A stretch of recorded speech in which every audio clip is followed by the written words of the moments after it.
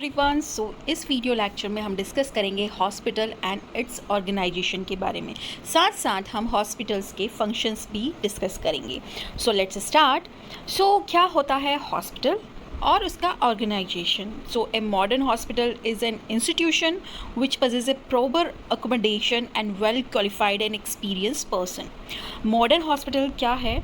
एक इंस्टीट्यूशन है जिसके अंदर प्रॉपर अकोमोडेशन मीन्स वहाँ पर व्यक्ति को आप जो पेशेंट हैं उन्हें उनकी केयर कर सकते हो, उन्हें रोक कर जितने भी दिन की उनकी केयर रिक्वायर्ड होती है, एक दिन एडमिट करना है, 2 दिन एडमिट करना है। So accommodation facilities is there and well qualified and experience personnel are there.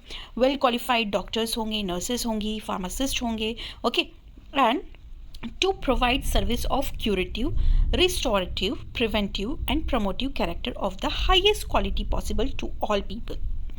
यहाँ पर हर तरह की सर्विस प्रोवाइड की जाती है, जैसे क्यूरेटिव, जैसे restorative, preventive, promotive character of highest quality. जितना भी पॉसिबल हो सकता है उतनी हाई क्वालिटी आपको प्रोवाइड करवाई जाती है regardless of race, colour, creed and economic status.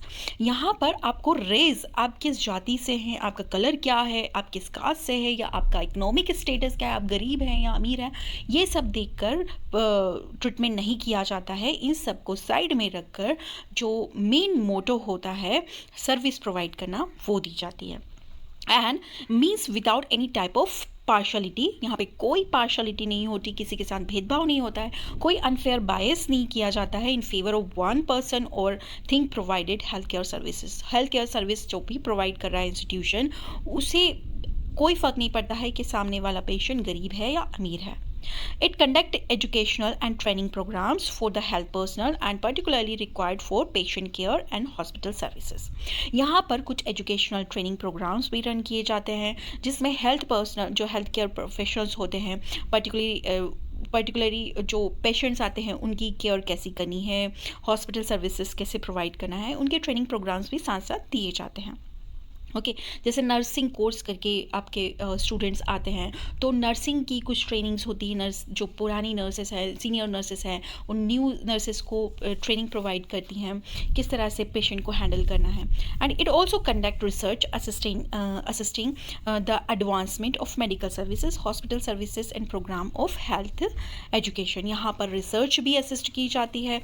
जैसे अगर कोई नया ड्रग लॉन्च हुआ है तो यहाँ पर पेशेंट की परमिशन ली जाती है कि आपको ये डिसीज़ है, ये नया एक ड्रग लॉन्च हुआ है, तो हम इसका स्टडी करने के लिए आपको ये ड्रग दे रहे हैं, उसका कंसेंट लिया जाता है। तो रिसर्च स्टडी भी होती है। Okay, now come to the definition of hospital as per WHO ने हॉस्पिटल की क्या डेफिनेशन दी है? सो WHO एक्सपर्ट कमेटी ने 1963 में डेफिनेशन दी है हॉस्पिटल की। A hospital is a residential establishment. एक रेसिडेंशियल मतलब जहाँ पर रह सकता है पेशेंट। ओके, इस्टेब्लिशमेंट है विच प्रोवाइड शॉर्ट टर्म और long term medical care. Short term medical care भी दी जाती है, लॉन्ग टर्म मेडिकल केयर भी दी जाती है। कंसिस्ट ऑफ ऑब्जर्वेशनल, यहाँ पे ऑब्जर्वेशन रखा जाता है पेशेंट के ऊपर, डायग्नोस किया जाता है उसका disease, therapeutic aid rehabilitative services provide की जाती है for person suffering from any disease और इंजरी। जो भी पर्सन को कोई सफरिंग है या किसी कोई डिसीज़ हुआ है, इंजरी हुआ है, उसके अकॉर्डिंग उसका ट्रीटमेंट दिया जाता है। It may or may not also provide service for ambulatory patients on or outpatient basis। तो यहाँ पर ज़रूरी नहीं कि OPD भी यहाँ पर अवेलेबल हो, आउट पेशेंट डिपार्टमेंट यहाँ पे अवेलेबल, मतलब जो आपको कोई तकलीफ़ है तो आप आज जाकर किसी डॉक्टर को टाइम में, पर्टिकुलर टाइमिंग डिसाइड होता है हॉस्पिटल्स में बड़े बड़े, वहाँ पे आउट पेशेंट मतलब जहाँ वो मेडिकल स्टाफ जो है, जो पेशेंट एडमिटेड है ऑलरेडी, उनको तो देख ही रहा है, साथ में जो नए पेशेंट्स आ रहे हैं अपनी डिसीज़ को डायग्नोस करवाने के लिए, उनको भी देखा जाता है। आउट पेशेंट डिपार्टमेंट वही होता है कि वो अपनी तकलीफ़ बताते हैं, डॉक्टर उनकी जांच करता है और रेफ़र करता है कि आपको एडमिट होना है या नहीं होना है, या अगर मेडिसिन से ठीक होना रहता है तो वो मेडिसिन देते हैं accordingly. Now come to the function of hospital. Hospital का फंक्शन क्या होता है? It improve the social economic status. Social economic status इससे मेंटेन रहता है। Increase health awareness. Health awareness यहाँ इंक्रीज़ करता है क्योंकि अवेयरनेस फैलाता है। जैसे कोविड के टाइम पर अवेयरनेस दी गई थी लोगों को कि इस तरह से आपको बिहेव करना है, ये करना है, वो करना है। And improve communication services, rapid advance in medical sciences and technology. Increase in population leading the increase in demand of for the hospital beds की डिमांड भी बढ़ रही है जैसे जैसे पॉपुलेशन बढ़ रही है.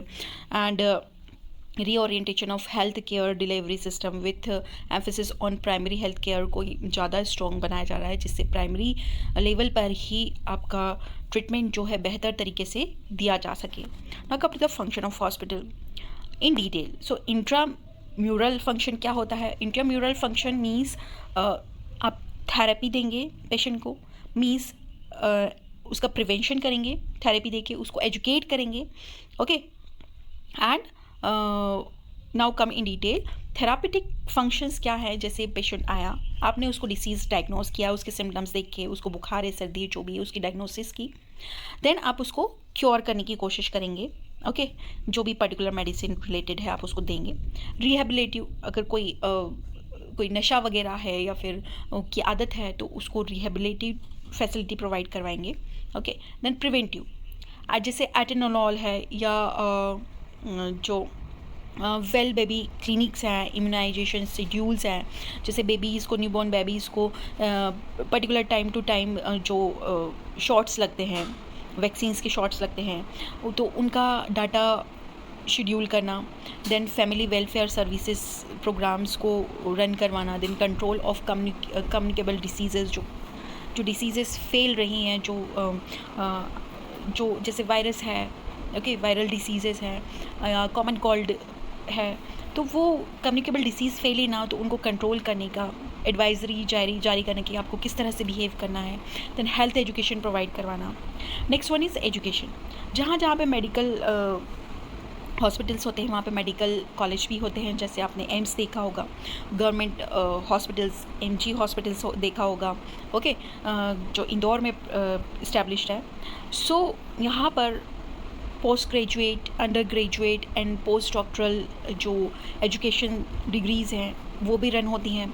देन नर्सिंग एजुकेशन दी जाती है under graduate, post graduate doctors के अंदर. Speciality and paramedical community health courses is also available there. Now come to the other function of hospital, that is research. यहाँ पे clinical research भी होते हैं. Hospital administration, जो आपका इतना बड़ा हॉस्पिटल है उसको रन करने के लिए आपके पास हॉस्पिटल एडमिनिस्ट्रेशन स्टाफ भी होता है जो लोगों को, डॉक्टर्स को, नर्सेस को रिक्रूट करता है. उसकी सैलरी प्रोवाइड करना, किस टाइम पर क्या मैनेजमेंट देखना है, वो हॉस्पिटल एडमिनिस्ट्रेशन देखता है. देन एक्स्ट्रा म्यूरल फंक्शंस क्या होते हैं? आउट पेशेंट सर्विसेज, जो पेशेंट रोज के आते हैं, जो एडमिट नहीं होते, जो बाहर से आते हैं, वो आउट पेशेंट सर्विसेज होती हैं. जैसे home care, outreach, then domiciliary services. Okay, so these are the various functions of hospital. In very next lecture we will discuss about the classification of hospital.